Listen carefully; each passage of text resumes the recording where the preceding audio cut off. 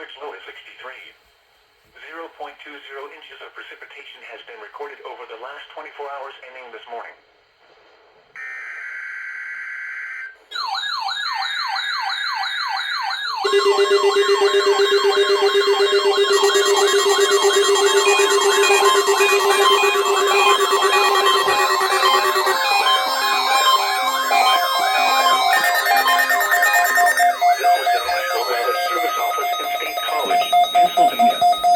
The tones you just heard were a test of the specific area message encoding and tone alert systems.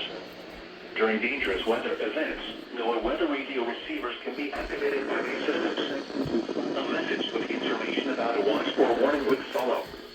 Tests of these systems are normally conducted by the National Weather Service between 11 a.m. and noon each Wednesday. If there is a threat of severe weather, the test may be postponed until the next good weather day.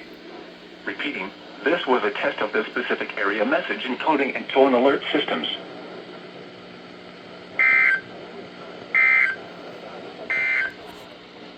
Today